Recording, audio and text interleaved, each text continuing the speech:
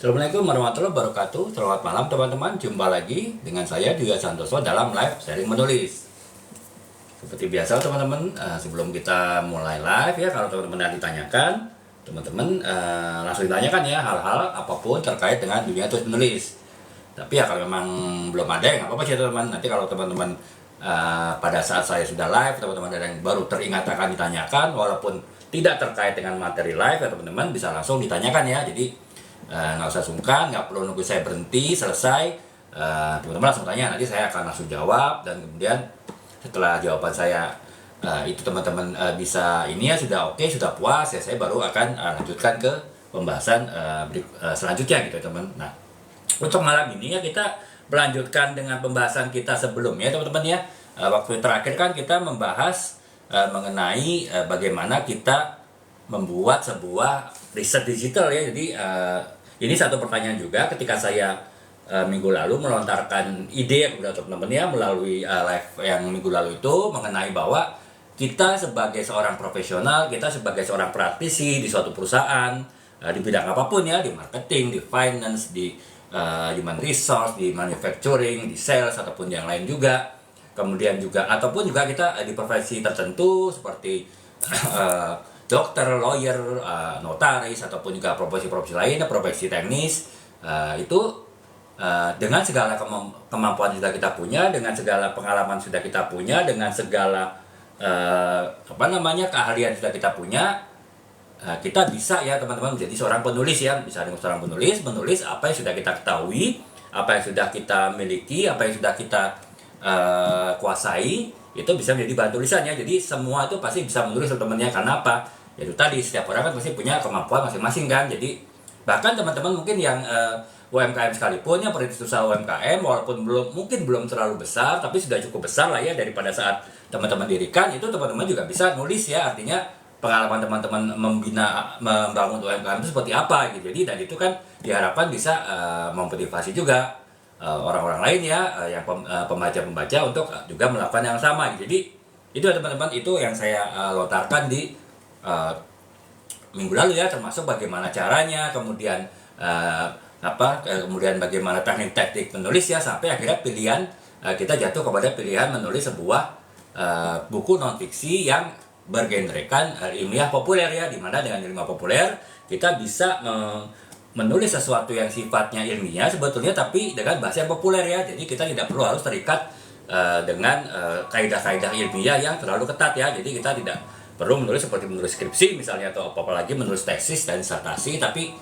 ya kita seperti menulis sebuah novel ya, tapi tetap kita masukkan informasi, data, fakta yang benar dan juga tepat sesuai dengan yang kita tulis ya. Jadi itu teman-teman, makanya minggu lalu pun akhirnya kita sudah simpulkan bahwa untuk kita pasti bisa menulis ya sesuai dengan kemampuan kita, itu dengan menulis sebuah novel, sebuah buku non fiksi yang bergenrekan ilmiah populer. Dan ada lagi pertanyaan kemudian teman-teman, ya oke lah, mungkin saya bisa menjawab untuk penulis, tapi kendala dalam menulis itu adalah di riset ya, di kita melakukan kegiatan penelitian, yaitu itu teman-teman. Kemarin saya juga jelaskan, walaupun kita sudah ahli ya, misalnya saya teman-temannya saya 20 tahun ya di marketing, dari posisi entry level, posisi staff sampai sekarang di posisi senior management ya, tentu saya sudah cukup paham ya mengenai marketing, konsep-konsepnya dan bagaimana praktek-prakteknya. Tapi tetap saya harus tetap belajar teman-teman, dalam arti ketika saya akan menulis sebuah buku, misalnya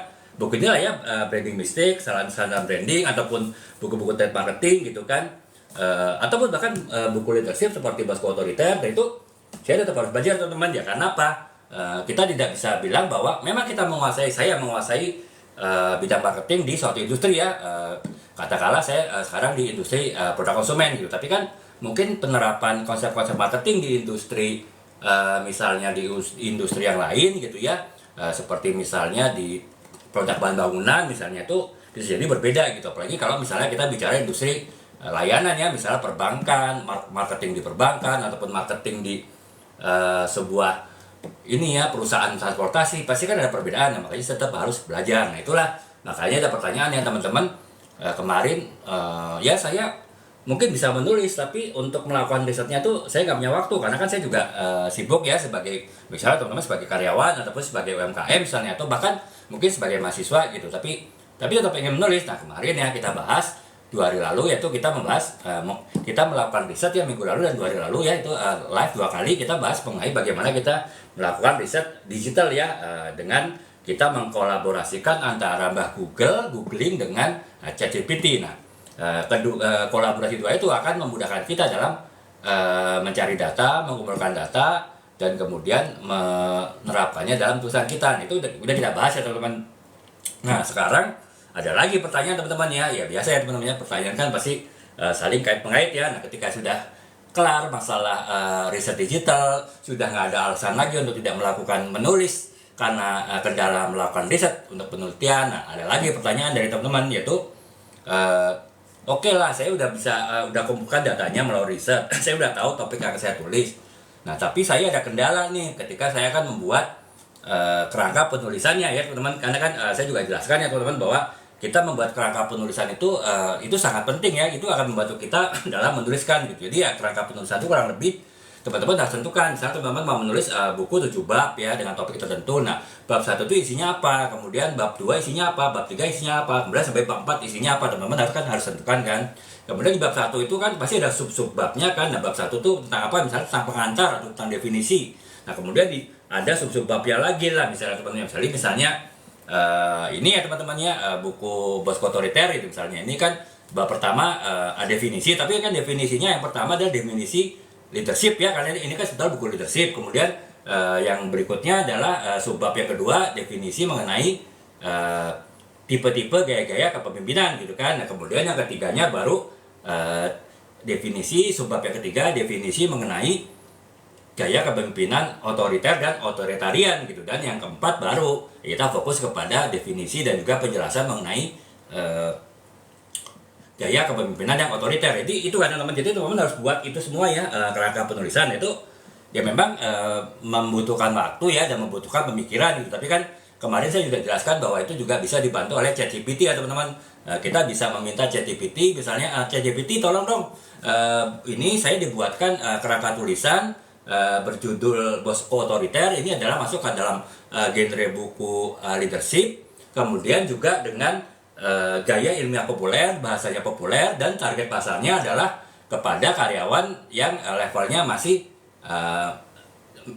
manajer ke bawah gitu. Jadi artinya masih jadi anak buah lah gitu di tim gitu kan. Nah itu tolong berikan alternatif, 7 alternatif. Setelah itu ChatGPT kan bisa teman-teman akan memberikan alternatifnya gitu, 7 ataupun berapa itu tergantung kita mau berapa alternatif. Nah kita kan bisa membuat menentukan alur ini kita kerangka tulisan kita itu dengan ChatGPT. Nah tapi kan ya teman-teman ada lagi yang bertanya kan ya, ya kan nggak semudah itu. Oke lah, saya udah tahu, udah punya nih kerangka penulisan dari bab 1 sampai bab 7 mengenai suatu topik, udah dibantu oleh ChatGPT. Tapi kan ada sekarang masalahnya bagaimana saya mengisi data-data yang sudah saya peroleh dari riset digital yang telah saya lakukan untuk menulis ini, dan juga sudah ada kerangka penulisannya dibantu oleh ChatGPT. Tapi sekarang bagaimana menuliskannya? Itu kan ya ada pertanyaan dulu lagi ya teman-teman. Makanya ya untuk kali ini saya ingin bahas juga ya jawaban dari pertanyaan teman-teman tadi itu ya. Jadi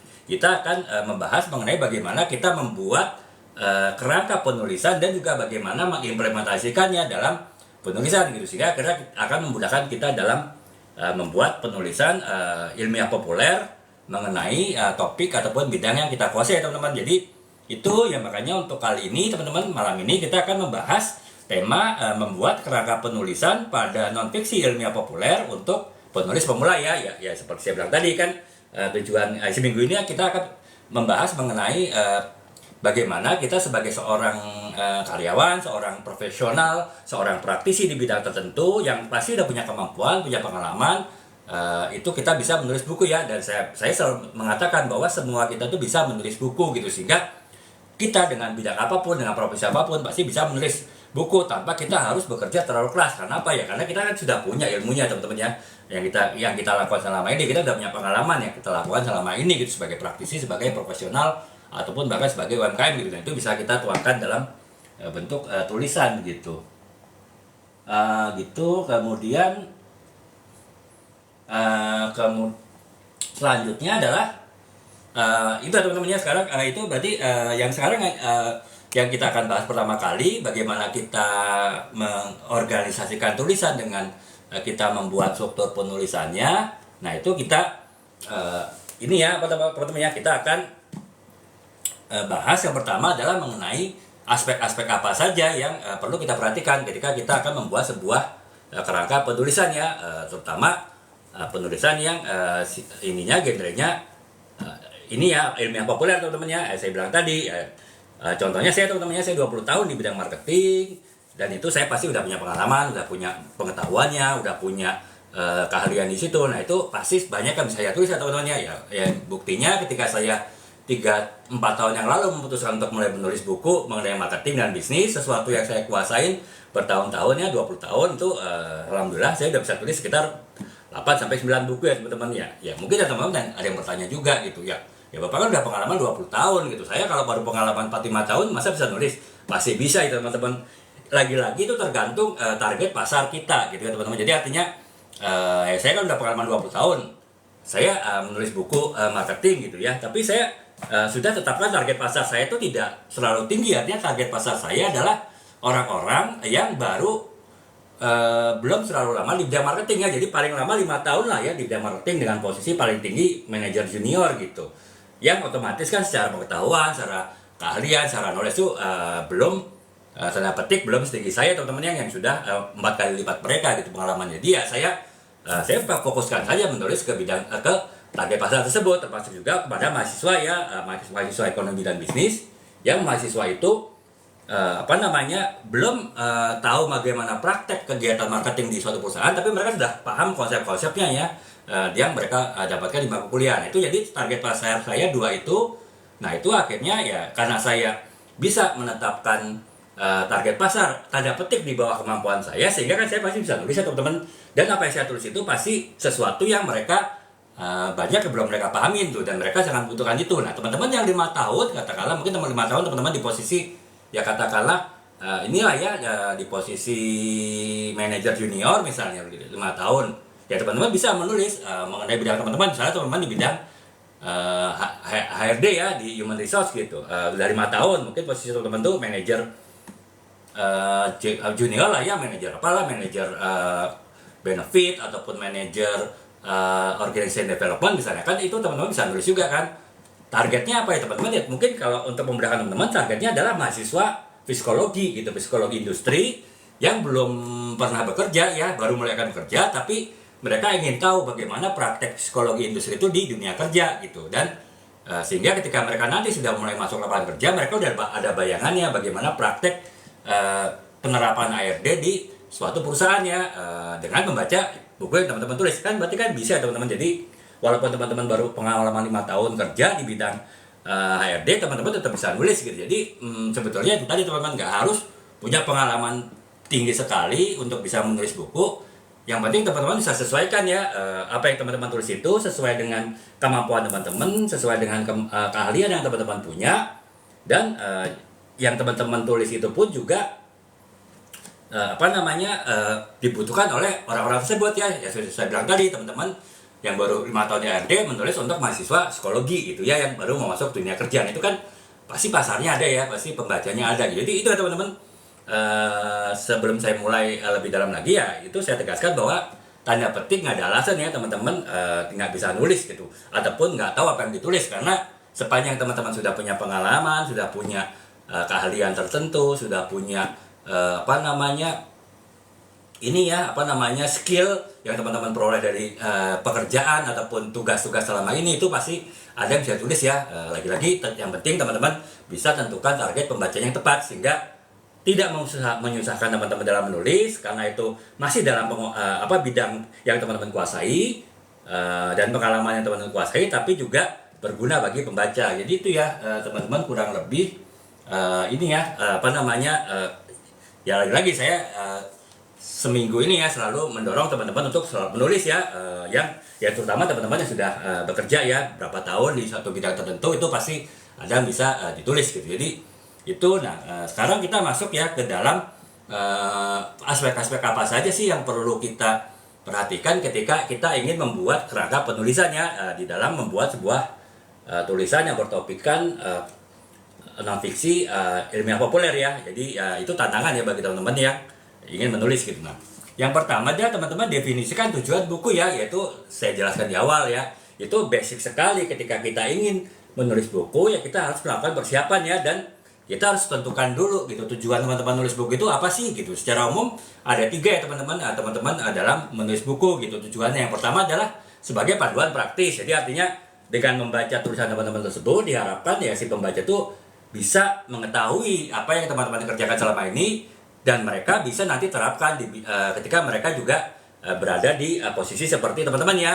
Jadi mereka sebelum mereka mulai bekerja, mereka sudah tahu tuh apa yang harus dikerjakan melalui panduan praktis yang teman-teman berikan dalam tulisan teman-teman.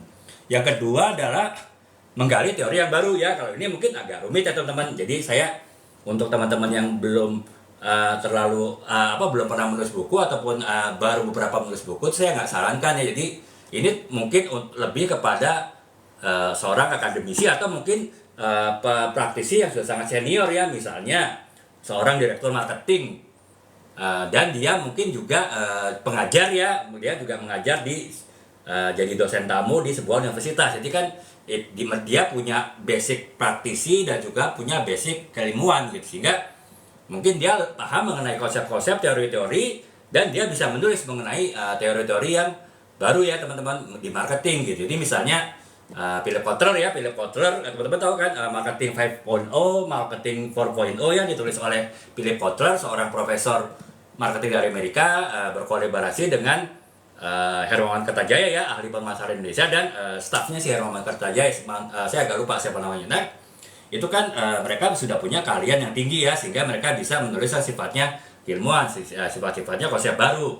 Dan pasar mereka tentu bukan mereka yang baru mulai kerja ya. Jadi yang pasar pembaca buku ini adalah orang-orang yang mungkin sudah pengalamannya cukup tinggi di marketing, misalnya posisi marketing manager ataupun marketing director, yang mereka ingin mengupgrade kemampuan mereka dengan konsep baru, dengan teori-teori baru. Nah, itulah pasar dari sebuah tulisan untuk menggali teori tertentu ya. Jadi itu teman-teman ya, walaupun sih tidak tertutup kemungkinan ya teman-teman yang mungkin belum terlalu banyak pengalamannya, mungkin baru 10 tahunan gitu, untuk menulis teori baru nggak masalah juga gitu, sepanjang teman-teman cukup paham ya. Dan yaitu tadi konsekuensinya teman-teman harus melakukan riset yang cukup ini ya teman-teman, yang harus mendengar riset yang cukup mendalam ya, karena memang ya kita belajar teori-teori baru ya teman-teman.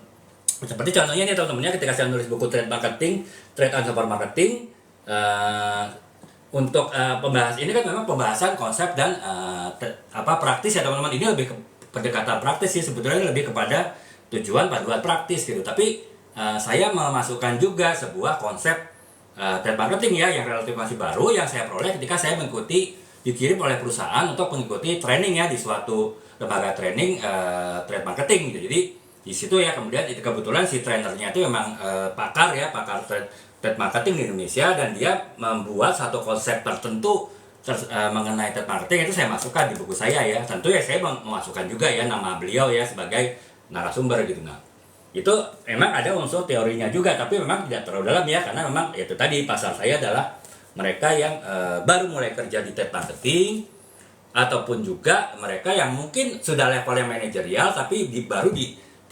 dimutasi ya dari misalnya dari marketing ke trade marketing, ataupun dari sales manager ke trade marketing, sehingga walaupun mereka levelnya manager tapi pengetahuan trade marketingnya belum tinggi. Nah, makanya buku ini lebih kepada mereka sih. Jadi itu teman-teman. Yang kedua adalah memecahkan masalah menggali teori tertentu ya. Ini terutama kalau teman-teman sudah punya perpaduan pengalaman praktis dan akademis gitu. Kemudian yang ketiga adalah memecahkan masalah spesial tertentu gitu. Jadi misalnya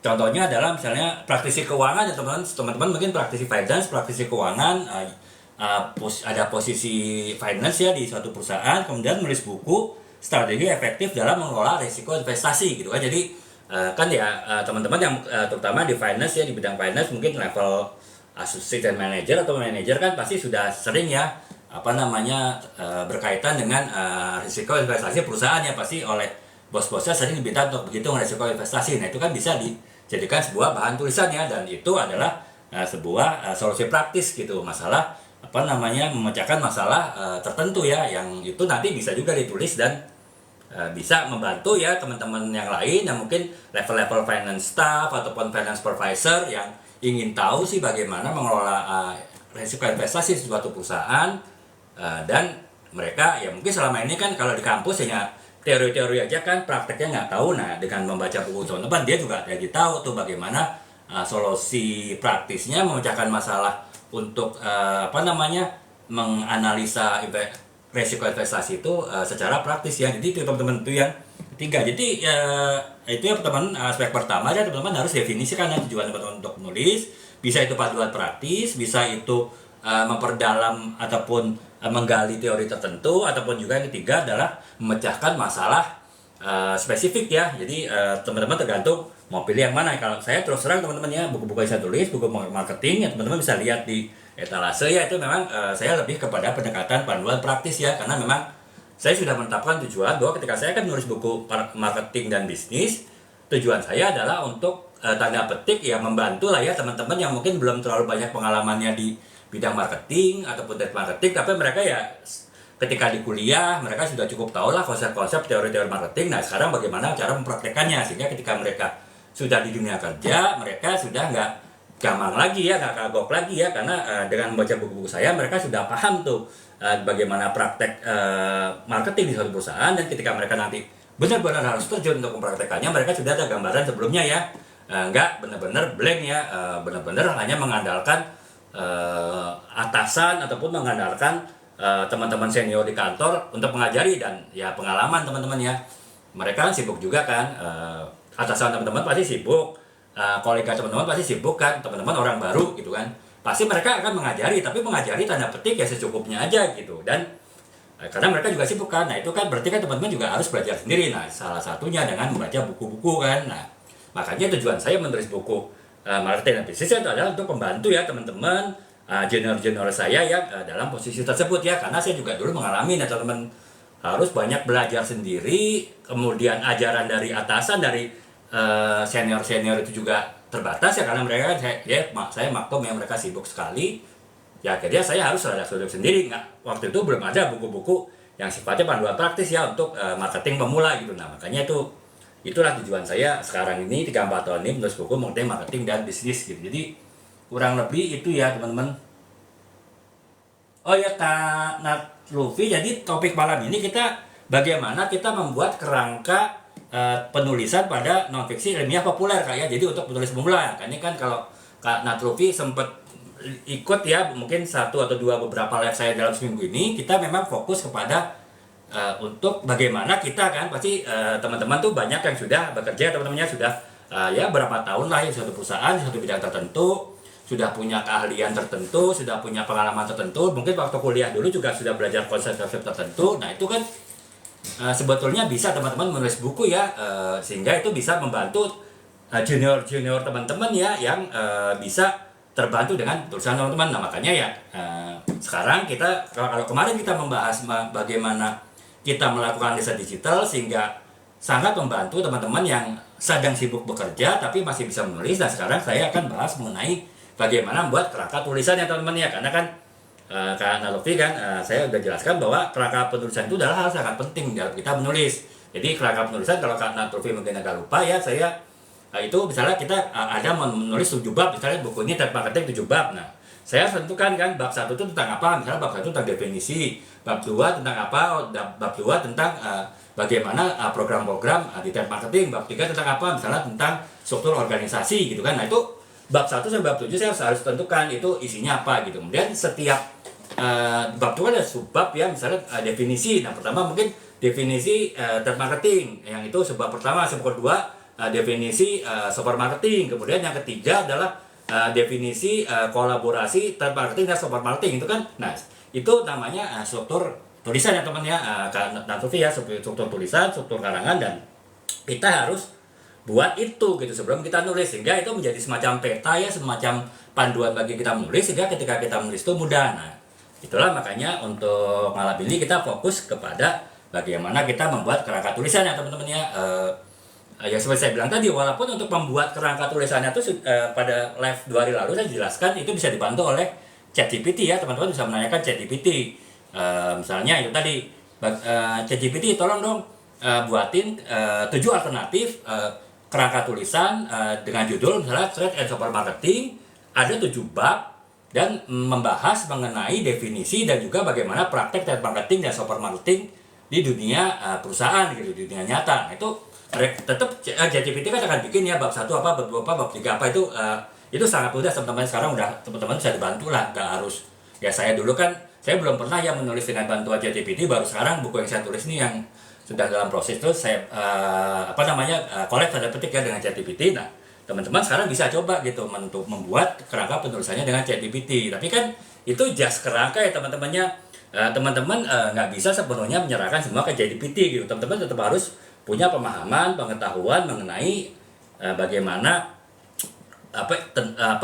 kerangka tulisan seperti apa ya, dan kemudian bagaimana setelah ada kerangka tulisannya teman-teman mengimplementasikannya menjadi sebuah tulisan. Nah, itulah Kak, makanya saya lebih membahasnya lebih ke arah situ ya. Jadi segala hal terkait dengan kerangka penulisan gitu teman ya Kak Latufi ya.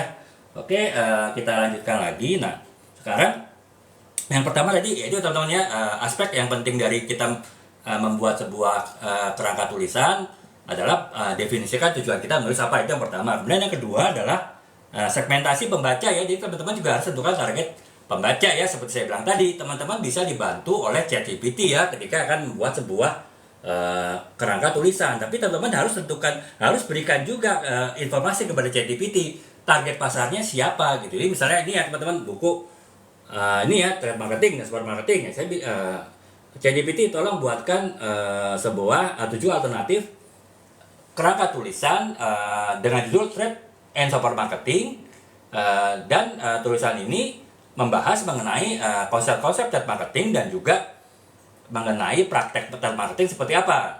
Target pasarnya adalah mereka yang baru bekerja di trade marketing dalam rentang waktu 5 tahun, atau mahasiswa ekonomi dan bisnis yang belum pernah kerja di trade marketing tapi pengen tahu bagaimana membuat bagaimana melakukan kegiatan trade marketing dalam dunia perusahaan, dalam dunia praktek. Nah, itu jadi teman-teman harus tentukan kan target pasarnya siapa itu.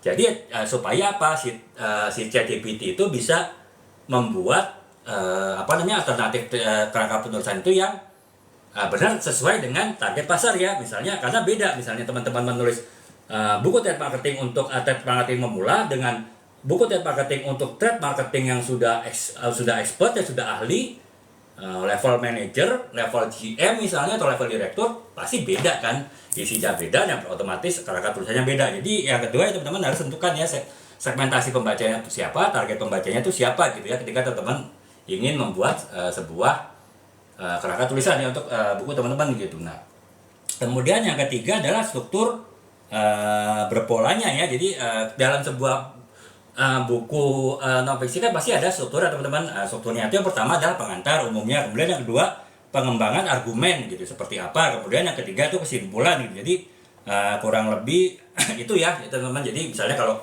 buku ini lah teman-teman ya, saya buku ini, buku Branding Mistake, ini kan membahas 101 kesalahan yang sering dilakukan oleh marketer ya ketika melakukan kegiatan branding gitu. Dan kesalahan itu baik dari yang sifatnya konsep dengan sifatnya sampai ke sifat praktek ya, implementasi. Nah, jadi yang pertama saya ada pengantar ya. Pengantar saya jelaskan lingkup dari buku ini adalah menjelaskan kesalahan-kesalahan yang sering dilakukan oleh seorang pemasar dalam melakukan kegiatan branding, yang dari mulai konsep, dari mulai penyusunan strategi brandingnya seperti apa, struktur strategi marketing seperti apa, sampai dengan ke implementasinya ya. Implementasinya kalau teman-teman yang di marketing tahu ya, ada 7P ya, price, product, price, place, kemudian promotion, people, process, dan physical evidence ya. Jadi itu saya di bagian pengantar saya jelaskan semua gitu ya, termasuk definisi branding itu apa, definisi marketing apa, definisi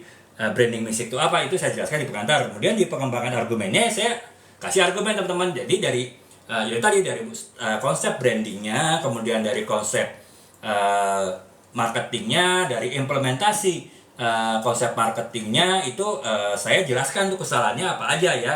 Dan itu kan berarti kan masuk ke dalam tahapan pengembangan argumen. Jadi argumen saya bahwa ya ini kesalahan-kesalahan yang sering dilakukan oleh marketer ya ketika mereka melakukan kegiatan branding di suatu perusahaan. Nah kemudian baru bagian akhir kesimpulannya teman-teman. Jadi kesimpulannya ternyata memang cukup banyak ya, ada 101 kesalahan yang sering dilakukan oleh marketer, dan kesalahan itu seringkali berulang gitu dan tidak disadari oleh marketer ya. Karena apa? Itu sudah seperti suatu kebiasaan ya, makanya perlu dipahamin dibaca buku ini sehingga seorang marketer yang sudah ahli sekalipun dia bisa aware untuk tidak melakukan kesalahan sama, apalagi bagi marketer pemula ya. Diharapkan ketika membaca buku ini dia tidak mengikuti jejak-jejak senior melakukan kesalahan-kesalahan yang sebetulnya bisa dihindari ya kalau kita sudah tahu kesalahan-kesalahan apa yang sering dilakukan oleh orang lain ketika melakukan kegiatan branding. Jadi itu teman-teman. Nah, jadi struktur berpolanya itu tadi secara umum adalah pengantar, pengembangan argumen, dan kesimpulan. Bagaimana teman-teman mengembangkannya itu sih tergantung ya teman-teman ya, mau seluas apa tulisan teman-teman itu dibuat gitu ya. Jadi itu kemudian jadi ataupun misalnya saya kasih contoh ya teman-teman yang arsitek misalnya ingin menulis buku mengenai bagaimana membuat desain arsitek gitu kan. Nah mungkin yang bagian pertama teman-teman bagian pengantarnya adalah konsep desainnya. Jadi mungkin ada beberapa konsep desain yang teman-teman mau menulis. Misalnya teman-teman mau menulis mengenai arsitek perumahan residensial, misalnya perumahan biasa gitu ya, real estate. Itu kan konsep-konsepnya apa saja sih yang sering di dalam perumahan real estate gitu. Kemudian yang kedua adalah membahas studi kasus. Studi kasusnya misalnya ada perumahan yang menggunakan konsep A, menggunakan konsep B, menggunakan konsep C, menggunakan konsep D. Nah kemudian yang bagian ketiganya panduan implementasi seperti apa gitu. Implementasinya ya kalau konsep A itu bagaimana dalam penerapannya di kegiatan suatu real estate gitu. Bagaimana hasilnya, mungkin kalau perlu ditampilkan foto-fotonya teman-temannya, foto-fotonya seperti apa di perumahan-perumahan yang menerapkan konsep-konsep tertentu dari kegiatan arsitek gitu. Jadi itu teman-teman ya, struktur berpola itu teman harus perhatikan juga gitu. Jadi jangan teman-teman langsung masuk ke dalam pembahasan ya, tidak ada pengantarnya dulu ya. Jadi beda kalau novel ya teman-teman. Novel itu bisa aja di bab pertama itu justru di bagian yang paling penting ataupun bagian yang paling puncak ya. Kemudian baru di flashback ke belakang gitu. Jadi kalau novel-novel saya, kalau teman-teman lihat ya di etalase 1 sampai 6 itu juga rata-rata menggunakan flashback sih. Jadi justru bagian yang terpenting dari sebuah novel itu di bab pertama, di bagian pertama gitu. Baru nanti ada flashback ke belakang ya. Nanti di tengah-tengah ataupun di akhir baru balik lagi ke awal bab 1. Kalau itu kan kalau novel ya teman-teman bisa dibuat bolak-balik lah ya, itu tergantung penulisnya seperti apa. Tapi kalau sebuah buku non-fiksi harus menggunakan aturan bab ya, pengantar harus di depan, pengembangan argumen harus di tengah, dan kemudian kesimpulan ringkasan tuh di belakang gitu. Jadi kurang lebih itu ya. Nah kemudian yang selanjutnya adalah subbab dan subjudul ya teman-teman. Jadi saya jelaskan tadi kita kalau di struktur penulisan kan tadi saya bilang teman-teman harus tentukan misalnya ada ini buku ini 7 bab. Bab 1 sampai bab 7 itu materinya apa aja gitu kan ya. Kemudian nanti bab satunya tuh dipecah lagi gitu. Misalnya saya bab 1 adalah mengenai definisi kan. Saya pecah subbab 1 itu mengenai definisi trade marketing, subbab 2 mengenai definisi shopper marketing, subbab ketiga mengenai definisi kolaborasi antara trade and shopper marketing misalnya. Itu kan berarti kan saya membuat subbab-subbab teman-teman. Nah, subbab itu apa? Itu memecahkan ya teman-temannya, di teman-teman memecahkan suatu pembahasan. Jadi saya membahas definisi, nggak semua saya kumpulkan jadi satu subbab, tapi saya pecah subbab yang lain. Tujuannya apa ya? Biar pembaca tuh lebih paham ya kalau saya pisah-pisah antara definisi trade marketing dengan super marketing gitu, dibanding kalau saya campur dalam satu subbab itu trade marketing, definisi trade marketing, dan definisi super marketing ini dibuat dalam satu subbab. Nah itu jadi itu teman-teman ya, teman-teman harus subbab itu teman-teman hal-hal yang sangat penting ya.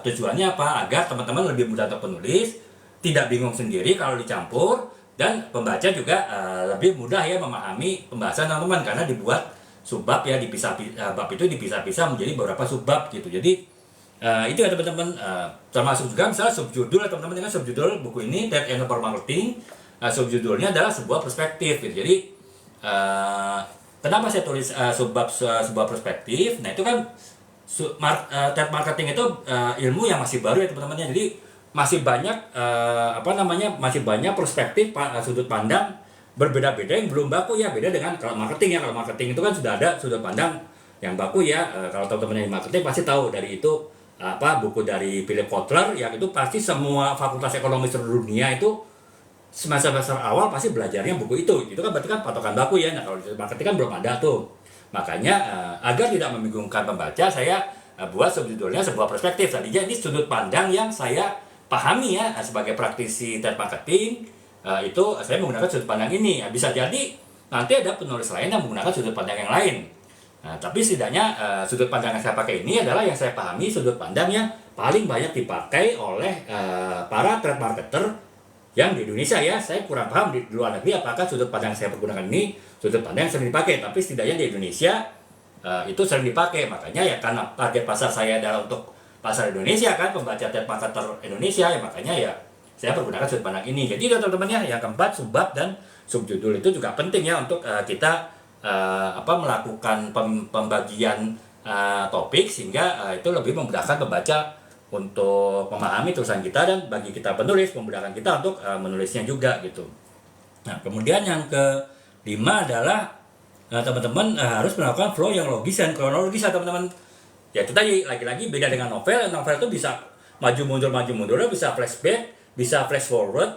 Jadi bisa diceritakan dulu masa depan kemudian ke masa belakang, ataupun di tengah-tengah dari masa depan masih belakang langsung ke masa depan, balik lagi ke masa sekarang. Itu bebas ya kalau novel ya. Tapi kalau di sebuah buku non fiksi, walaupun itu non fiksi ilmiah ya, ilmiah populer, tetap teman-teman harus urutannya logis dan kronologis ya. Seperti saya bahas nih trade marketing dan support marketing ya, saya bahas dulu bab 1 sampai bab 4 itu mengenai trade marketing gitu. Bab yang pertama adalah definisi trade marketing apa, bab kedua adalah program-program trade marketing apa, yang ketiga itu adalah struktur organisasi trade marketing seperti apa, yang keempat adalah bagaimana perkembangan trade marketing saat ini gitu kan. Nah kemudian kalau yang baru bab kelima itu saya buat membahas mengenai support marketing.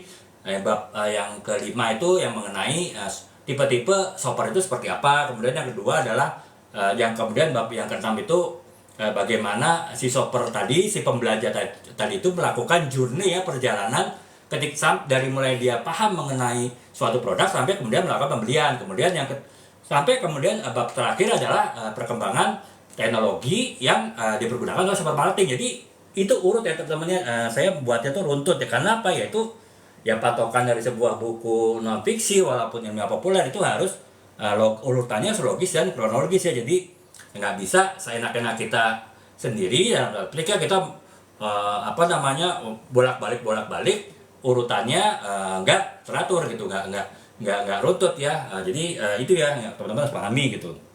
Kemudian yang keenam, integrasi studi kasus ya teman-teman ya. Saya jelaskan kemarin, studi kasus itu sangat penting dalam teman-teman membuat sebuah buku non fiksi ilmiah populer ya. Karena apa? Ilmiah populer kan adalah diharapkan si pembaca itu bisa mempraktekkan ya apa yang kita tulis gitu. Nah itu kan makanya perlu studi kasus ya, agar si pembaca itu bisa paham gitu mengenai apa-apa saja yang harus dilakukan. Misalnya saya membahas mengenai ini konsep branding misalnya. Konsep branding itu kan ada segmentasi, targeting, positioning, kemudian ada juga analisa lingkungan perusahaan. Itu kan saya masing-masing saya buat ininya gitu, buat studi kasusnya ya, agar teman-teman yang membaca buku saya itu bisa paham bagaimana mempraktekannya gitu kan ya. Yaitu makanya perlu harus adanya integrasi studi kasus dengan pembahasan setiap subbab yang kita lakukan ya teman-teman. Jadi itu yang keenam. Kemudian yang ketujuh adalah penekanan visual ya. Jadi teman-teman sebaiknya teman-teman beda dengan novel ya. Novel nih, saya ada novel tulis 604 halaman teman-teman. Ini full. Kalau teman-teman lihat itu tulisan aja ya. Jadi 600 halaman tuh nggak ada gambar sama sekali, nggak ada grafik sama sekali. Itu full 604 halaman. Ini ya 604 halaman itu hanya tulisan. Tapi yang beli ya ada juga gitu. Artinya yang baca juga ada. Artinya jadi nggak masalah bagi mereka, karena novel ya teman-teman. Novel itu kan tanda petik lebih kepada hiburan ya, tidak berat bacanya ya, seperti kita nonton film lah ya, drakor misalnya. Beda dengan kita nonton tayangan TV di National Geographic ya, yang pembahasan mengenai suatu bidang gitu kan, pasti lebih santai kita nonton drakor. Nah sama dengan novel gitu. Nah kalau kita sama dan ketika kita menulis buku non fiksi, jangan kita seperti menulis novel ya. Kalau bisa itu penuh dengan gambar ya, nggak harus penuh sih, tapi paling tidak hanya tulisan aja gitu, ada gambar-gambar yang bisa menjelaskan isi tulisan kita, atau kalau bisa ada grafik, ada tabel gitu ya teman-teman. Jadi misalnya contohnya temennya buku branding ya, branding for non branding company itu kan teman-teman bisa lihat ya. Jadi saya ada inilah ya, ada apa namanya, ada gambar-gambar untuk menjelaskan mengenai pembahasan di dalam buku ini gitu. Tujuannya selain untuk pembaca lebih mudah memahami penjelasan saya karena hanya gambar-gambar, juga itu membuat pembaca itu tidak terlalu capek ya bacanya ya, karena ya tidak semata-mata hanya tulisan aja gitu, tapi juga ada gambar-gambar yang sehingga ya ada semacam inilah refreshing gitu ya teman-teman, ada semacam tidak terlalu capek bacanya. Jadi fokusnya bisa berganti antara tulisan dengan gambar, kemudian dengan grafik dan lain-lain. Jadi itu ya aspek yang harus diperhatikan gitu. Nah, kemudian yang ke-8 adalah pemilihan gaya bahasa ya teman-teman ya. Itu tadi, gaya bahasa kan ditentukan oleh target pembaca teman-teman ya. Kalau target pembaca teman-teman itu adalah masyarakat umum ataupun para junior ya, yang pengetahuannya di bawah teman-teman, pengalamannya di bawah teman-teman ya, teman-teman menggunakan gaya bahasa yang santai ya gitu. Beda kalau teman-teman menulis tujuannya adalah untuk menggali suatu teori tertentu, mungkin pembahasannya dengan bahasa yang lebih formal ya, pembahasannya lebih akademis itu. Jadi itu harus ditentukan gitu. Kemudian yang ke-9 adalah review dan umpan balik. Artinya kan ya saya jelaskan, saya bilang kemarin ya teman, kalau kita menulis novel itu jarang kita dikritik ya teman-teman ya. Orang paling nggak suka baca novel kita udah nggak suka gitu, tapi nggak akan kritik gitu. Kalaupun dikritik, loh ini kok ceritanya begini nggak begitu ya, kita kan bisa balas lah. Ya kan suka-suka saya sebagai penulis, saya menulisnya begitu nggak begini gitu. Ya karena saya memang maunya begitu. Nah beda dengan kalau kita nulis buku non fiksi teman-teman. Buku non fiksi kan kita pasti dalamnya ada data, ada fakta, ada informasi ya, yang itu sifatnya baku dan sifatnya bisa di cross check oleh pembaca gitu. Jadi ketika mungkin ada sesuatu di buku kita yang faktanya dianggap salah, datanya dianggap salah, akan ada kritik dan kita harus bisa menerima kritik tersebut ya. Kalau kritiknya itu benar, ternyata kita salah, informasi kita salah, ya kita harus akui, kita harus perbaiki, dicetakan berikutnya gitu. Tapi kalau memang yang dikritik itu salah, justru datanya benar, tapi orang itu justru ngomong salah, ya kita mungkin bisa kekeh ya bertahan dengan tulisan kita ya, karena kita menggunakan basis ini gitu, referensi ini. Jadi itu ya teman-teman, kita juga harus siap menerima feedback ya, menerima kritikan kalau memang ada kesalahan dalam tulisan kita gitu. Dan yang ke-8 adalah iliterasi dan perbaikan ya teman-teman. Jadi itu tadi teman-teman, kita menulis, kita harus melakukan revisi dan editing ya. Kemudian kalau setelah dicetak ada kritik ya, kita harus melakukan perbaikan ya terhadap yang akan kita tulis gitu. Nah itu jadi itu ya aspek-aspek dasar, hal yang harus diperhatikan ketika kita ingin membuat sebuah kerangka tulisan dari sebuah buku non fiksi yang bertemakan ilmiah populer teman-teman ya. Ini saya ringkas sekilas saja, tadi saya sudah jelaskan cukup detail ya teman-teman. Yang pertama adalah pendefinisian tujuan buku. Jadi teman-teman harus tentukan dulu tujuan teman-teman menulis buku itu apa gitu. Apakah untuk panduan praktis, apakah untuk menggali sebuah teori tertentu, atau untuk memecahkan masalah spesifik ya. Jadi teman-teman harus tentukan. Kemudian yang kedua adalah segmentasi pembaca ya, teman-teman harus tentukan target pembacanya siapa gitu.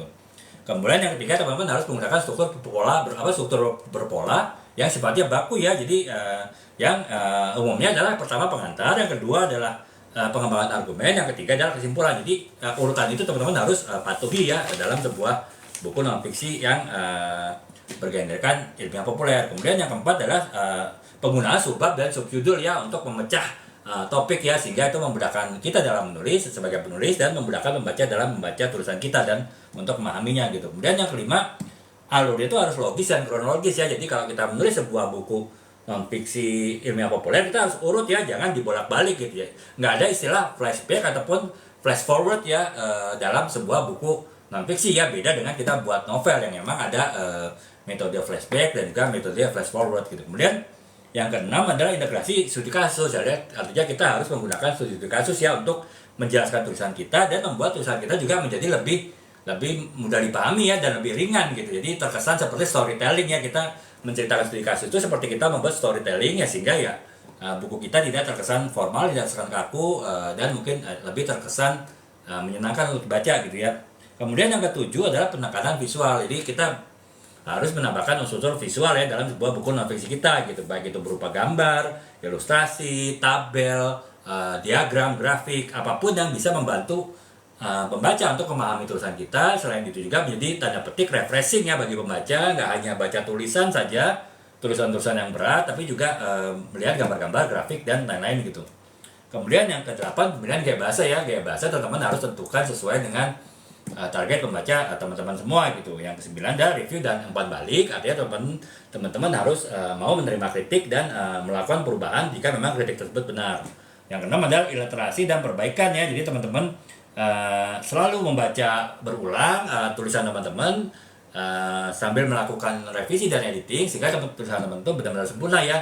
Pun kalau misalnya ada kritikan setelah dicetak ya teman-teman, kalau perlu dirubah di cetakan berikutnya itu juga harus dilakukan perubahan. Jadi itu ya teman-teman, hal-hal penting, khusus hal-hal yang penting, hal-hal yang harus diperhatikan ketika teman-teman ingin membuat sebuah kerangka penulisan dalam sebuah buku ilmiah populer ya. Jadi kurang lebih itu. Dan kemudian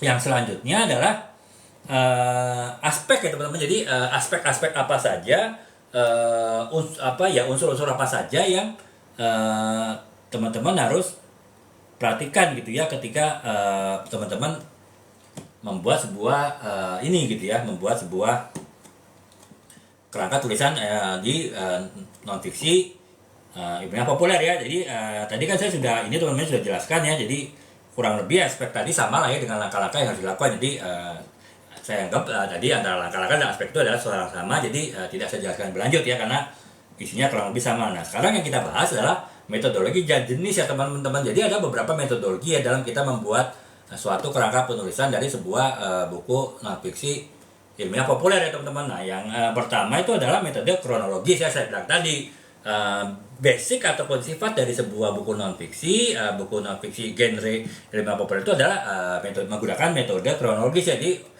benar-benar urut ya, nggak boleh bolak-balik, nggak boleh fast forward, nggak boleh flashback. Jadi benar-benar itu urut dari awal sampai akhir dan penjelasannya ya. Umumnya adalah penjelasan dari sifatnya umum yang luas ke yang kecil ya, tertentu ya, walaupun bisa aja dibalik dari penjelasan yang sifatnya khusus menjadi penjelasan yang sifatnya umum, dan penjelasan yang sifatnya detail spesifik menjadi penjelasan yang sifatnya umum meluas. Tapi itu nggak umum sih, yang umum yang sering dipakai itu tadi dari yang sifatnya umum ke sifatnya khusus gitu ya. Kemudian bisa juga kita juga menggunakan metode topikal ya. Jadi artinya kita mengurutkan berdasarkan topik-topik gitu, walaupun tetap harus urut ya teman-teman. Contohnya nih ya, buku trade marketing saya ini, saya ada 8 bab ya teman-teman. Di bab 1 sampai bab 4 itu membahas tentang trade marketing. Ada 9 bab ya. Bab 1 sampai bab 4 itu membahas trade marketing. Bab 5 sampai bab 8 itu membahas mengenai super marketing. Bab 9 baru membahas mengenai bagaimana penerapan soft trade dan super marketing di zaman sekarang ya, di masa kemajuan teknologi sekarang. Jadi tetap berarti kan saya mengurutkannya tetap ini ya teman-teman ya, tetap berdasarkan metode topikal ya. Jadi topikal trade marketing, super marketing, walaupun kalau trade marketing 4 bab itu saya menggunakan metode kronologis ya. Jadi saya tetap berurutan untuk pembahasan trade marketing bab 1 sampai bab 4. Kemudian untuk pembahasan super marketing bab 5 sampai bab 8 itu juga berurutan. Tapi kan sebab 1 sampai bab itu bab 1 sampai 4 itu kelompok trade marketing, bab 5 sampai bab 8 kelompok super marketing. Jadi ini sebetulnya perpaduan teman-teman antara saya menggunakan metode topikal dan juga metode kronologis gitu. Jadi itu bisa digabung ya teman-teman ya. Itu tergantung bagaimana teman-teman menulisnya dan bagaimana topik yang akan teman-teman tulis gitu. Nah, kemudian yang selanjutnya model perbandingan dan kontras ya. Jadi melakukan perbandingan antara satu hal dengan satu hal yang lain dan kemudian menilai itu kelebihannya apa, kekurangannya apa gitu ya. Jadi itu misalnya teman-teman menulis buku, misalnya buku mengenai otomotif, misalnya buku mengenai perbandingan antara transmisi manual dengan transmisi otomatis gitu kan. Nah itu ya berarti teman-teman kan urutannya adalah mungkin teman-teman jelaskan dulu transmisi manual itu apa, kemudian jelaskan transmisi otomatis itu apa dan bagaimana prinsip kerjanya, dan kemudian baru di pembahasan berikutnya adalah keuntungannya dari transmisi otomatis apa, kerugiannya transmisi otomatis apa, kemudian keuntungan dari transmisi manual apa, kemudian kerugian dari transmisi manual apa. Itu ya teman-teman ya, metode perbandingan, metode kontras gitu. Kemudian yang keempat adalah metode problem solution ya teman-teman. Jadi kalau metode problem solution adalah memberikan informasi ya dari awal sampai akhir itu selama ini teman-temannya selama pembahasan isi buku. Jadi kalau problem solution kan biasanya adalah ada problem apa, kemudian bagaimana menyelesaikannya. Jadi diurutkan tuh dari mulai membahas ada problem apa, misalnya problem tertentu, kemudian baru pembahasan penyelesaiannya seperti apa. Jadi itu tapi tetap berurutan teman. Jadi ini sebetulnya sih prinsipnya menggunakan kronologis juga ya, berurutan, tapi memang dimulai dari ada problem apa, sebab inti apa yang menjadi inti dari sebuah buku, dan kemudian baru bagaimana problem menyelesaikannya ya. Mungkin gambarannya seperti ini Bu ya teman-teman ya, buku ini Bosku Otoriter ini kan ada problem ya, dia awal tuh menjelaskan ada problem apa. Oh, problemnya adalah bosnya otoriter ya, bos otoriter itu sifat seperti ini. Kemudian solusinya apa masalah pembacaan masalahnya apa. Oh, ternyata si anak buah yang bosnya otoriter itu masih bisa menghadapi bos otoriter kok ya, tanpa harus depresi misalnya. Jadi ada langkah-langkah yang bisa dilakukan. Kemudian yang solusi yang kedua adalah bagaimana si bos otoriter ini bisa berubah ya menjadi bos yang tidak otoriter. Jadi ini sebetulnya menggunakan metode problem solution ya. Jadi pemecahan masalah, tapi tetap kalau pemecahan masalah tetap harus menggunakan metode kronologis ya. Jadi digabungkan dengan metode kronologis atau metode berurutan gitu. Nah, kemudian yang selanjutnya adalah jaringan ya teman-teman. Jadi menggunakan konsep dasar jadi kita konsep dasarnya. Jadi ada suatu problem dan suatu topik dari sebuah buku ya. Kalau kita menggunakan metode jaringan, itu kemudian hubungan antara problem sub problem tersebut itu apa saja gitu. Jadi misalnya ada suatu masalah A gitu, kemudian dia ada sub problem A1, A2, A3 gitu. Kemudian ada masalah B, ada sub problem B1, B2, B3 gitu kan. Nah sekarang itu dijelaskan setiap hubungannya seperti apa. Kemudian bagaimana hubungan antara ini ya antara yang A1 misalnya dengan B2, A1 dengan B1. Jadi kurang lebih seperti itu teman-temannya. Jadi setiap problem dipecah menjadi berapa problem, kemudian bagaimana hubungannya itu bisa juga menggunakan seperti itu ya. Hanya memang mungkin tidak terlalu banyak sih topik-topik yang bisa dibahas seperti itu, tapi masih bisa ya teman-teman. Misalnya kalau teman-teman kalau di marketing ya paham analisa SWOT ya, strength, weakness, opportunity, dan threat, itu kan sebetulnya sama ya, menggunakan teknik jaringan juga gitu. Jadi masing-masing komponennya itu ada sub-sub komponennya, kemudian bagaimana hubungan antara sub komponen tersebut untuk analisa lingkungan perusahaan. Jadi itu ya teman-teman, itu bisa menggunakan juga metode jaringan gitu. Dan kemudian menggunakan metode hierarkis ya, artinya jadi kita menyampaikan informasi di dalam buku kita itu berdasarkan hal yang paling penting sampai dengan hal yang kurang penting ya. Jadi kita misalnya membahas sesuatu ini masalah kan, pasti kan setiap masalah itu pasti ada yang penting, ada yang kurang penting kan. Itu kita urutkannya berdasarkan prioritasnya gitu. Jadi urutannya seperti itu ya, mengurutkannya bukan kronologis tapi berdasarkan tingkat kepentingan dari permasalahan yang dibahas dalam buku tersebut gitu. Jadi itu ya teman-teman, ada beberapa metode dan jenis dalam membuat sebuah kerangka penulisan. Yaitu yang pertama adalah metode kronologis berurutan, yang kedua metode topikal berdasarkan topik-topik tertentu, kemudian yang ketiga adalah metode perbandingan dan kontras, artinya kita membandingkan dua hal antara kelebihan dan kekurangan masing-masing gitu. Kemudian yang keempat adalah metode problem solution, jadi artinya kita menyampaikan dulu problemnya apa, kemudian solusinya itu apa saja gitu, urutannya seperti itu.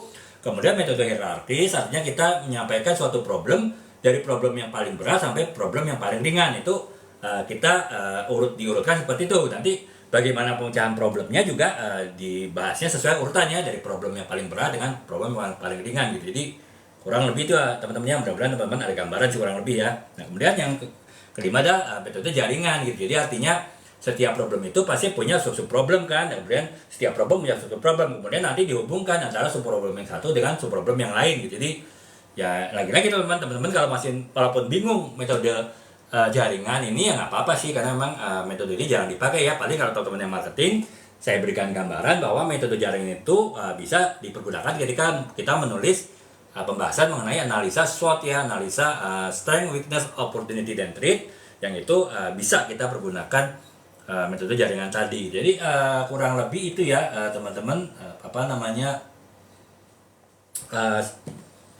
metode dan juga jenis-jenis dari ketika kita membuat sebuah kerangka tulisan teman-teman ya, kerangka tulisan dari buku non-fiksi ilmiah populer yang akan kita tulis gitu. Nah, kemudian sekarang unsur-unsur itu sebetulnya sih lebih kepada ini ya teman-temannya. Tadi kita membahas mengenai struktur tulisan ya. Jadi struktur tulisannya seperti apa? Jadi nanti makanya saya ulangi lagi teman-temannya, unsur-unsur ini struktur tulisan. Yang pertama adalah pengantar ya. Jadi teman-teman udah paham unsur dari sebuah alur kerangka tulisan. Pertama adalah pengantar, kemudian yang kedua adalah pengembangan ya. Kemudian yang pengembangan gagasan, kemudian yang ketiga adalah studi kasus ataupun contoh praktis. Jadi ya saya bilang tadi, dalam sebuah sebuah non fiksi yang bergenrekan ilmiah populer tuh pasti harus ada studi kasus ataupun contoh praktis ya. Itu urutan yang berikutnya gitu. Kemudian yang keempat adalah ini ya teman-teman, teman-teman membuat ini ya puncak dari pembahasan. Jadi artinya teman-teman tadi sudah jelaskan pengantarnya apa, pengembangannya apa, kasusnya apa, terus baru puncaknya apa ya itu teman-teman. Jadi misalnya ya buku ini teman-teman, buku saya ya Branding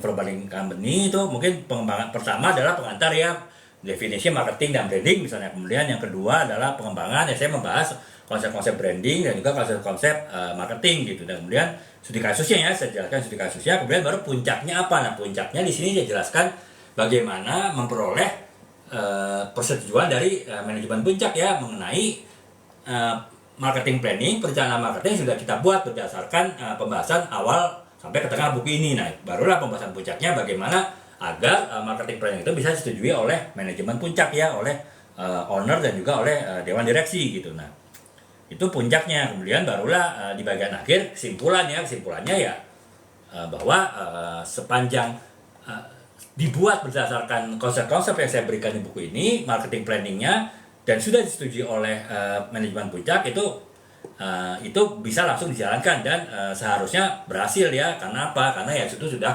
melalui pembahasan dan juga analisis yang mendalam mengenai putusan ini. Jadi teman-teman ya, unsur-unsur ataupun struktur tulisan dari sebuah kerangka tulisan itu secara umum, yang pertama adalah pengantar, kemudian yang kedua pengembangan, yang ketiga adalah studi kasus ataupun juga contoh praktis, kemudian yang keempat itu adalah puncak ataupun klimaks dari pembahasan, yang kelima adalah puncak akhir ataupun juga penutup ataupun juga kesimpulan. Jadi teman-teman urutannya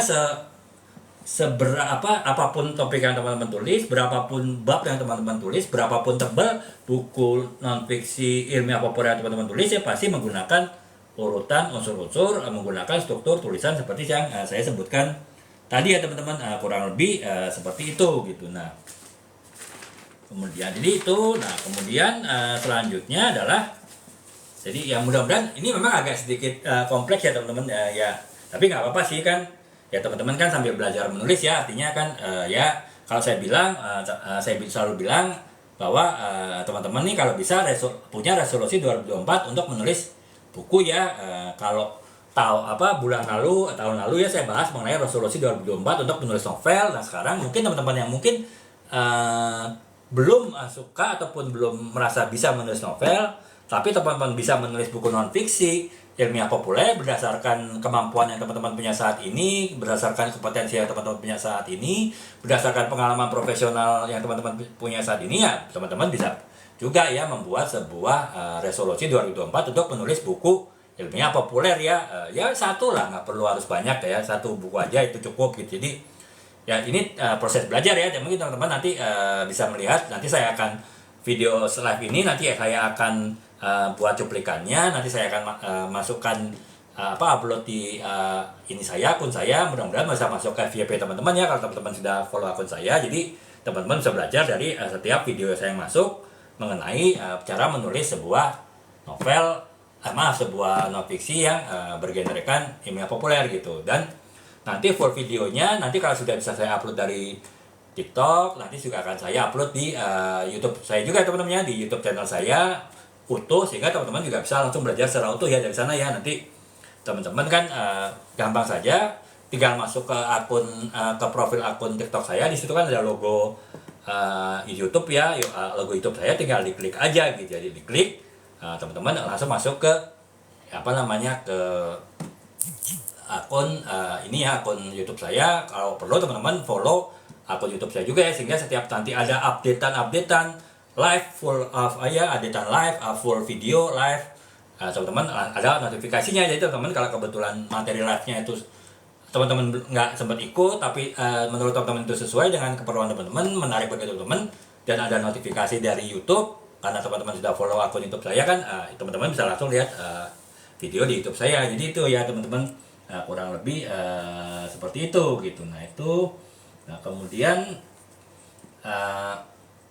sekarang kita masuk ke bagian tips ya teman-teman ya. Jadi yang mudah-mudahan teman-teman sudah cukup paham ya segala hal mengenai membuat struktur ataupun juga kerangka tulisan di sebuah buku non fiksi ilmiah populer ya. Saya sudah jelaskan tadi sekitar cukup lama juga ya, sekitar 1 jam lebih ya. Nah sekarang kita masuk ke masalah tips ya teman-teman. Jadi setelah teman-teman cukup paham membuat struktur tulisan seperti apa, nah sekarang kita masuk ke tips ya, tips-tips bagaimana kita membuat sebuah struktur kerangka tulisan yang tepat ya, yang memudahkan kita dalam menulis, dan juga nanti setelah jadi tulisan memudahkan pembaca kita untuk memahami apa yang kita tulis gitu. Nah yang pertama adalah teman-teman harus jelas dan terstruktur ya teman-teman ya. Jadi ya saya bilang tadi, teman-teman membuatnya itu harus terstruktur ya, harus urut ya, dan juga jelas gitu, apa yang mau dibahas dari bab ke bab itu harus jelas ya.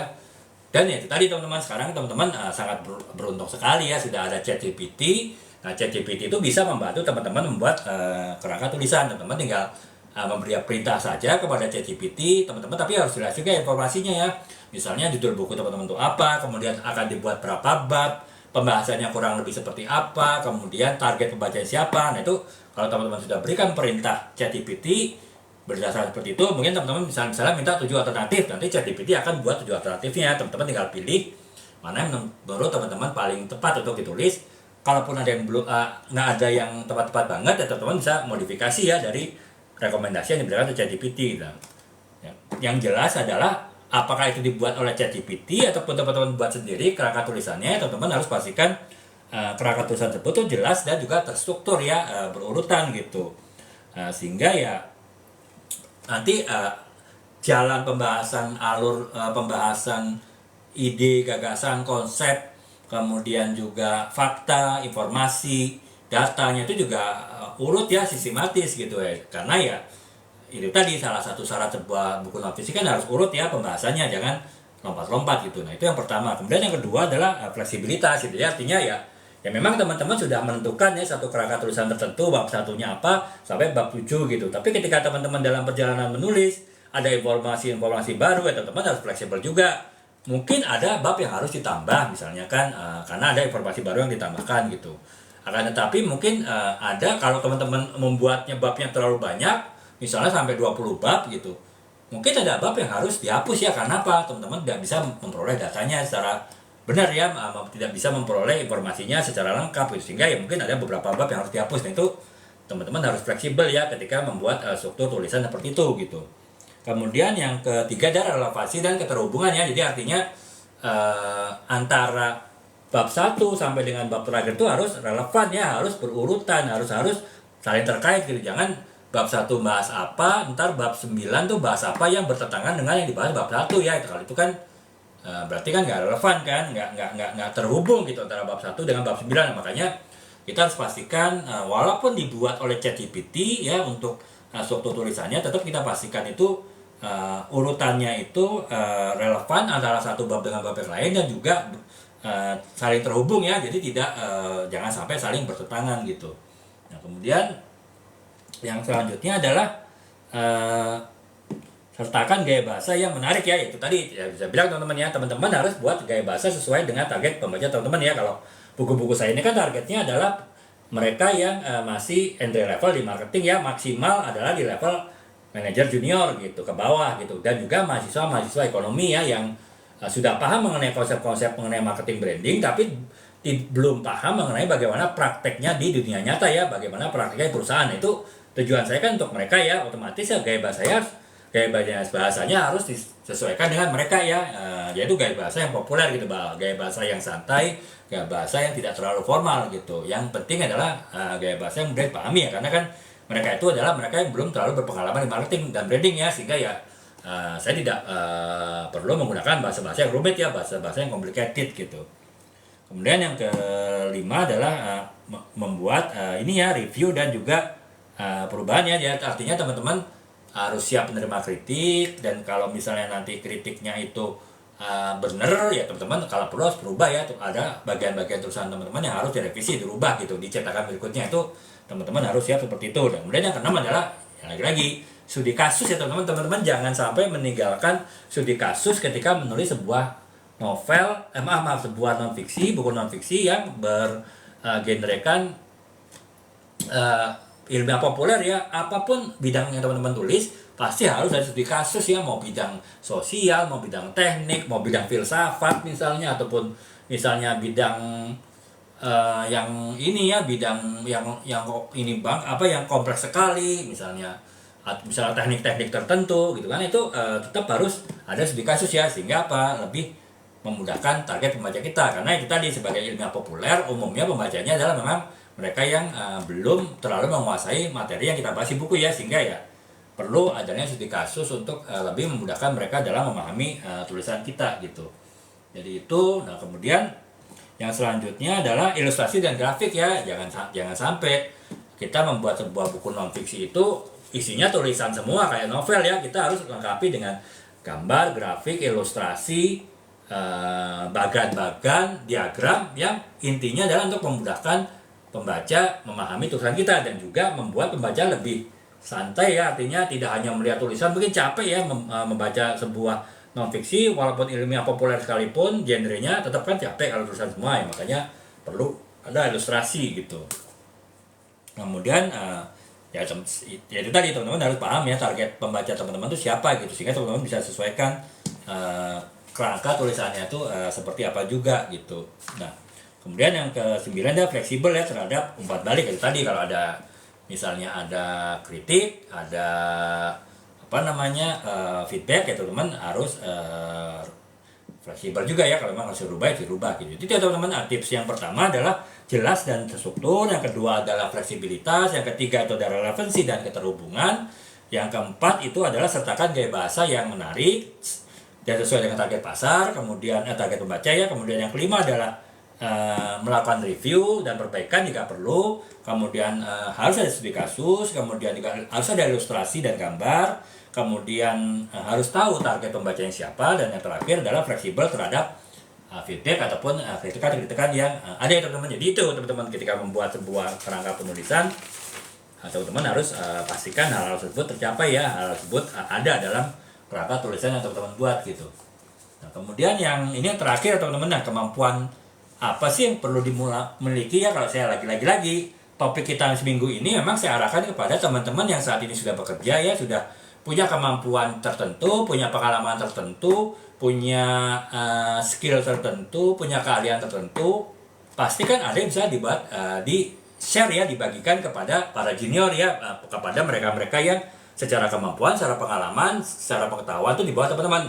Cara share-nya gimana ya teman-teman? Buat buku ya. Nah, buku apa yang tepat untuk menulisnya ya? Buku non fiksi dan bergenrekan ilmiah populer ya, sehingga ya memang menulisnya lebih ringan, gaya bahasanya juga lebih sederhana gitu. Nah, untuk sampai ke dalam tahapan tersebut, si penulis itu harus punya kemampuan tertentu ya teman-teman. Nah, kemampuan tertentu apa yang penulis itu harus punya agar dia bisa menulis sebuah buku sesuai dengan bidang keahliannya, kemudian bisa nanti bermanfaat bagi pembacanya ya, untuk mendapatkan pengalaman, mendapatkan ilmu, mendapatkan pengetahuan, mendapatkan skill yang kita miliki itu kita bisa transfer ke mereka melalui buku kita ya. Nah, kemampuan kita sebagai penulis itu adalah yang pertama kemampuan riset ya teman-teman. Saya bilang tadi, riset itu penting ya kalau kita menulis sebuah buku non fiksi ya, karena kita data, fakta, informasinya itu harus benar kan, makanya kita harus melakukan riset.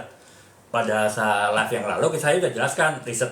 Sekarang riset itu sangat mudah ya, kita bisa dibantu oleh riset digital dengan memadukan antara googling dengan ChatGPT ya, artificial intelligence writing. Jadi dengan kita menggabungkan kedua platform tersebut itu sangat membantu kita dalam melakukan riset digital. Kemudian yang kedua adalah kemampuan menyampaikan informasi ya. Jadi ya menyampaikan informasi kan teman-teman agar sehingga ya pembaca kita dapat menerima informasi kita ya. Saya pikir kalau teman-teman memang sudah sering berkomunikasi dengan banyak pihak di lingkungan kerja teman-teman, pasti bisa berkomunikasi dalam bentuk tulisannya. Jadi saya rasa kemampuan menyampaikan informasi juga bukan sesuatu yang krusial ya, bukan sesuatu yang masalah gitu bagi teman-teman. Kemudian yang ketiga kemampuan menulis dan dengan gaya bahasa yang menarik ya, itu bisa dipelajari teman-temannya dengan mengikuti semua video-video saya dengan teman-teman melihat video-video saya di akun TikTok saya dan juga akun YouTube saya ya. Teman-teman bisa klik logo YouTube di akun TikTok saya itu langsung masuk ke akun YouTube saya. Teman-teman bisa lihat ya video-video yang membahas segala hal mengenai tulis menulis ya, ataupun juga bisa mengikuti video-video saya kalau teman-teman sudah follow akun saya, dan juga bisa mengikuti live saya ya. Di situ teman-teman bisa belajar meningkatkan kemampuan menulis ya, dan juga gaya bahasa yang menarik gitu. Kemudian kemampuan analisa dan sintesis ya. Jadi kemampuan analisis itu penting ya teman-teman ya, karena yang kita tulis kan non fiksi ya, keilmuan gitu, sesuatu yang sifatnya fakta dan data, sehingga kita harus punya analisis. Tapi saya yakin kalau teman-teman sudah bekerja selama ini di bidang keahlian teman-teman, pasti teman-teman punya kemampuan analisis ya, sesuai dengan bidang pekerjaan teman-teman gitu. Kemudian kemampuan menulis dengan tujuan ya, saya bilang tadi teman-teman kan pasti harus punya tujuan kita menulis ya. Saya tadi sudah jelaskan secara detail tujuan menulis itu apa saja ya, jadi teman-teman saya rasa tidak ada masalah ya dalam menentukan tujuan dalam penulisan gitu. Kemudian yang keenam kemampuan menyampaikan argumen, itu juga nggak masalah teman-teman. Saya rasa teman-teman juga bisa ya menyampaikan argumen ya, karena ya dalam dunia kerja teman-teman pasti kan sering berargumen ya dengan atasan, dengan teman-teman ataupun dengan tim anak buah teman-teman kan, itu sehingga saya rasa kemampuan argumen itu nggak ada masalah gitu. Kemudian kemampuan mengelola waktu, yaitu yang sangat penting ya teman-teman. Jadi teman-teman harus bisa mengelola waktu antara menulis dengan bekerja dan kehidupan berbalik. Itu yang saya pikir gampang-gampang susah ya teman-teman. Harus benar-benar bisa disiplin mengelola waktu ya ketika teman-teman ingin menulis. Dan terakhir adalah kemampuan kemampuan untuk bersifat kritis ya. Nah itu penting ya teman-teman ya, karena ya teman-teman jadi lebih bisa dalam menganalisa gitu.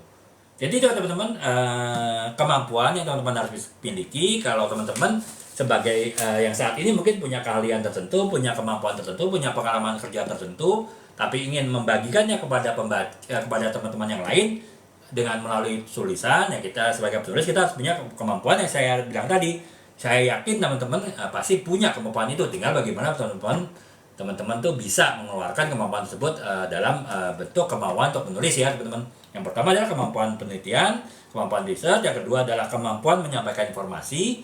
Kemudian yang ketiga adalah kemampuan menulis dan juga gaya bahasa yang menarik. Yang keempat itu adalah kemampuan analisis dan sintesis, menggabungkan informasi ya kalau sintesis itu. Kemudian yang kelima adalah kemampuan menulis dengan tujuan. Kemudian yang keenam adalah kemampuan menyampaikan argumen. Yang ketujuh adalah kemampuan mengelola waktu. Ini yang paling krusial sih, yang ini teman-teman harus disiplin. Kemudian yang kedelapan adalah kemampuan bersifat kritis ya. Jadi itu ya teman-teman hal yang teman-teman harus miliki ya. Dan saya rasa ya saya bilang tadi, saya yakin hampir semuanya teman-teman udah punya ya. Paling teman-teman tinggal setiap kali melakukan ini ya, melakukan perbaikan dan perbaikan terus gitu. Demikian ya teman-teman. Kurang lebih pembahasan saya ya. Udah seminggu ini nih saya membahas mengenai bagaimana teman-teman yang sudah bekerja sekarang, yang sudah punya kemampuan tertentu, keahlian tertentu, skill tertentu selama beberapa tahun bekerja, itu bisa teman-teman bagikan ya bisa tanda petik teman-teman sedekahkan kepada teman-teman yang lain, terutama mungkin bagi junior teman-temannya yang kemampuannya di bawah teman-teman, yang teman-teman bagikan dalam bentuk tulisannya. Dan teman-teman bentuknya dalam bentuk buku ya. Seminggu ini saya full membahas mengenai hal tersebut gitu. Jadi mungkin teman-teman nanti bisa menyimak video-video saya masuk ke akun TikTok saya dan juga akun YouTube saya untuk mengetahui ya apa-apa yang saya bahas selama seminggu ini ya mengenai bagaimana kita bisa menulis buku gitu ya. Semoga ya teman-teman tergerak ya, apapun apa namanya, terinspirasi untuk menulis buku ya, sehingga ya kita itu tanda petik bisa bisa berbagi dengan teman-teman kita yang lain, berbagi ilmu, berbagi pengetahuan, berbagi pengalaman melalui buku ya. Jadi kurang lebih itu ya teman-teman, semoga bisa bermanfaat bagi teman-teman. Dan Kak Nara juga semangat Kak ya, kalau Kak mungkin baru mulai menulis ataupun terinspirasi untuk menulis dari penjelasan saya tadi ya, bisa mulai menulis ya. Nanti apapun bisa tanyakan kepada saya lewat video-video saya yang masuk via PKK ataupun juga ke ini ya live saya ketika saya sedang live gitu. Jadi kurang lebih itu ya teman-teman ya, penjelasan saya 1,5 jam ini. Semoga ya teman-teman bisa mendapatkan manfaatnya ya. Sampai bertemu lagi di besok ya, insya Allah jam 9:30 malam kita mulai lagi live. Saya tetap akan bahas sih selama sampai akhir minggu ini. Saya akan bahas mengenai bagaimana teman-teman itu yang bisa menulis ya, terutama menulis non fiksi ilmiah populer ya. Karena apa? Itu salah satu salah satu sedekah kita lah ya, salah satu amal jariah kita yang bisa membantu banyak pihak ya kalau kita sudah menulis buku mengenai apa yang sudah kita kuasai dan kita harapkan bisa kita bagi ke orang lain ya untuk bisa menguasai hal yang sama juga gitu. Demikian teman-teman, terima kasih atas perhatiannya. Semoga bisa memberikan inspirasi dan mencerahkan, dan juga semoga teman-teman bisa mendapatkan manfaatnya gitu. Demikian, assalamualaikum warahmatullahi wabarakatuh. Selamat malam. Salam.